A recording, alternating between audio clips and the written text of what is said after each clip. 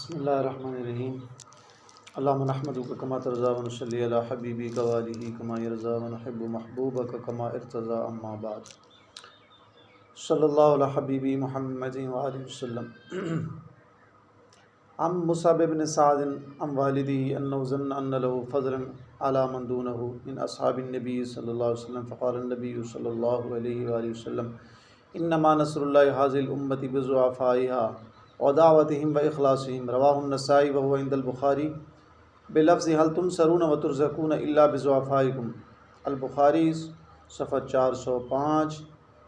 پارہ 11 کتاب الجہاد۔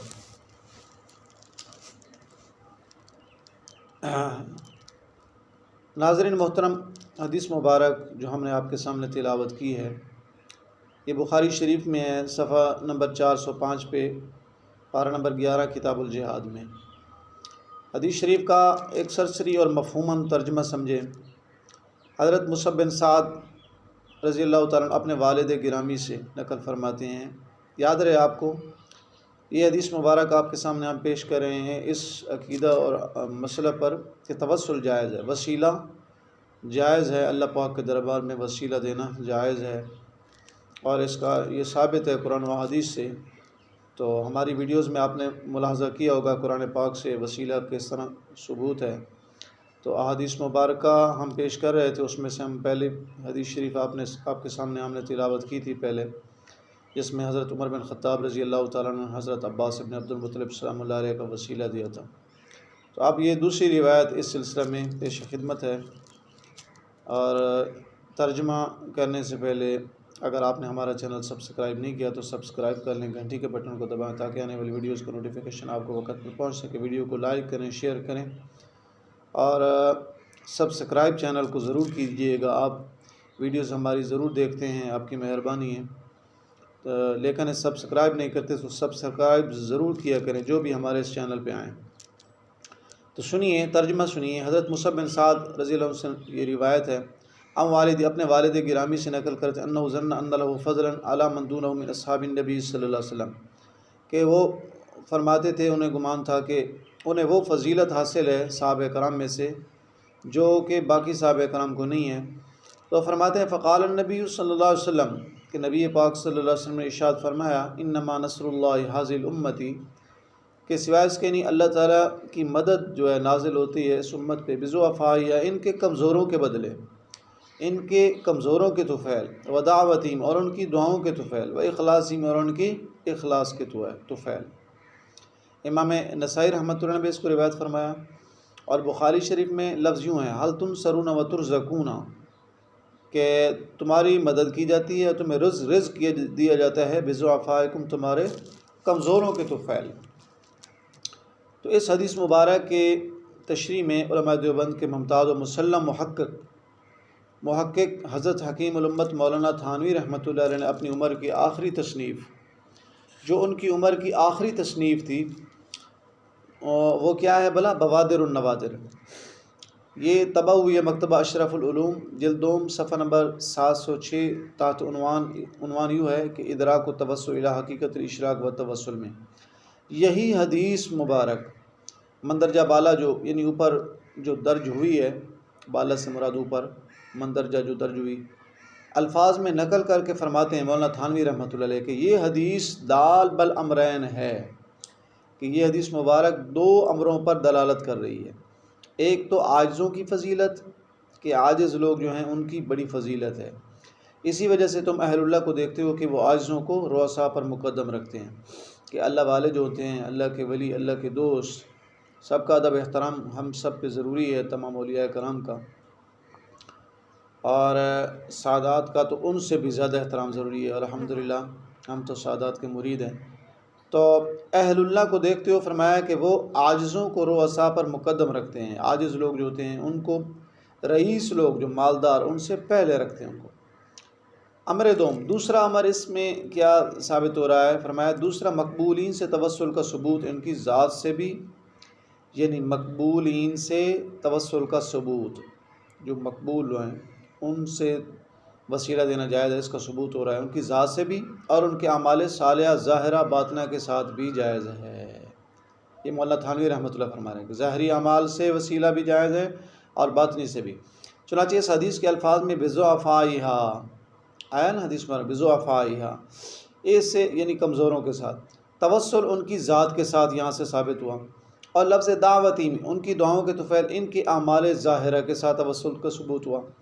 اور اخلاصہم یعنی ان کے اعمال باطنہ کے ساتھ، اخلاص کا تعلق چونکہ دل کے ساتھ ہوتا ہے تو اعمال باطنہ کے ساتھ توسل کرنے پر بھی دلالت کرتے ہیں۔ اس کے علاوہ توسل دعا میں مقبولان حق کا خواہ وہ دنیاوی زندگی میں ہوں یا دنیاوی زندگی پوری کر گئے ہوں، درست ہونے کے استدلال کتاب و سنت میں بہت ملتے ہیں۔ کتاب و سنت میں بہت سارے ایسے دلائل ہیں جو ہے مقبولان حق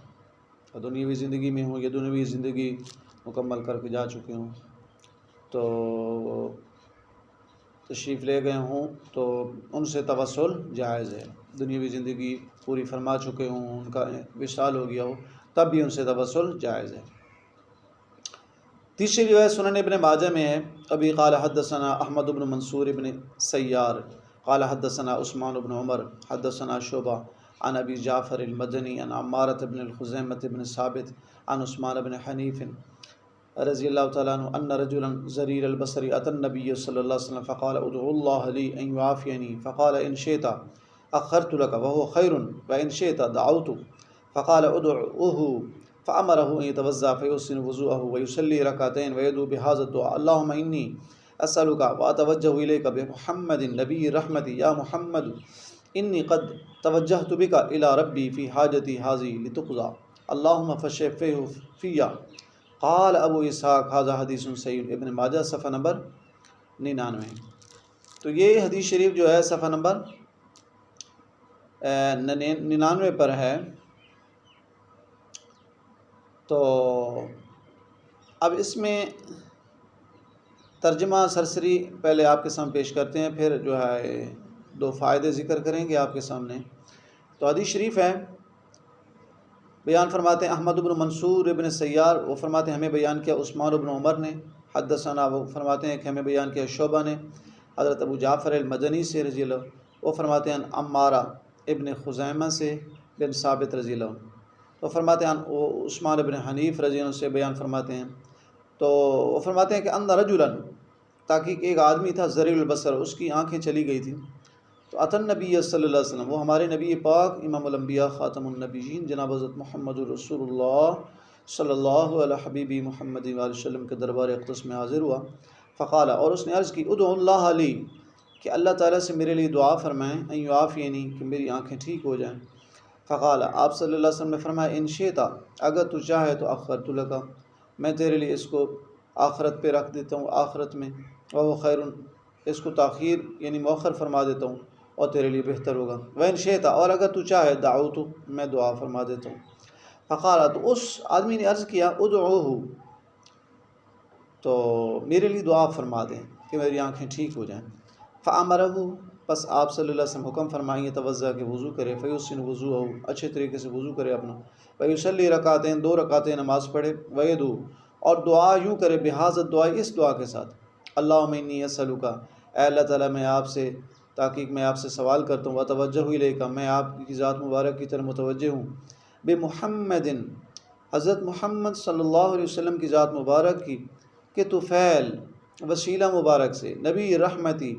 جو کہ رحمت والے نبی ہیں، یا محمد، اے محمد صلی اللہ علیہ وسلم، انی قد توجہ بکا، تحقیق میں متوجہ ہوں آپ کی ذات مبارک کے طفیل، الی ربی، اپنے رب تعالیٰ کی طرف، فی حاجتی، اپنی اس حاجت میں، حاضی لتقضی، تاکہ پوری ہو جائے، اللہم، اے اللہ، فشفع لی فیا، بس آپ مجھے اس معاملے میں شفا دیجیے، مجھے شفا عطا فرمائیے۔ تو اس آدمی کی آنکھیں پھر ٹھیک ہو گئی تھیں، سبحان اللہ، اللہ تعالیٰ نے اس کو اس کی نظر واپس فرما دی تھی۔ فائدہ،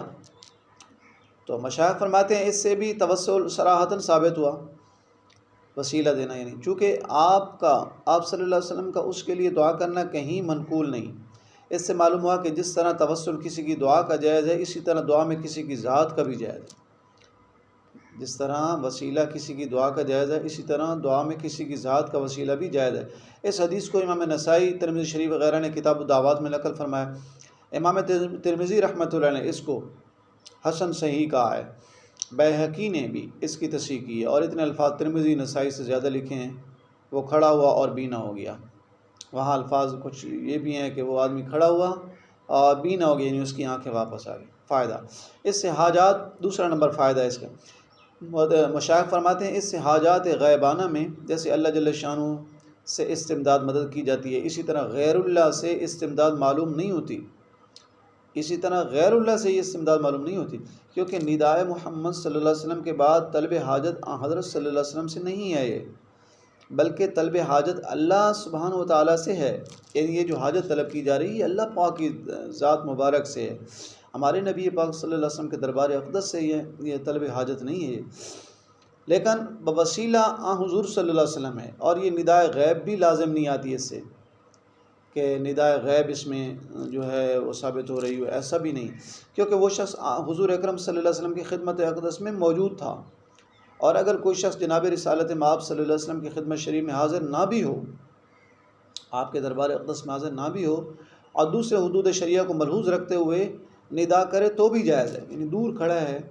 اور ندا دے غیبانہ طور پر تو وہ بھی جائز ہے۔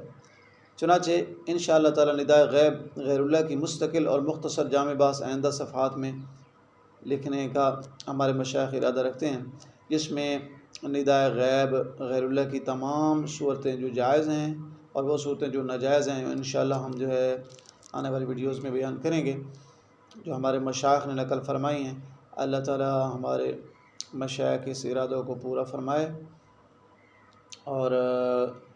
ہمیں توفیق دے کہ ہم اپنے مشائخ کے جو ہے وہ ملفوظات آپ کے سامنے جو ہے بیان کر سکیں۔ والموفق والمعین، اللہ تعالیٰ کی ذات ہی توفیق دینے والے ہیں، اللہ تعالیٰ ہی مددگار ہیں۔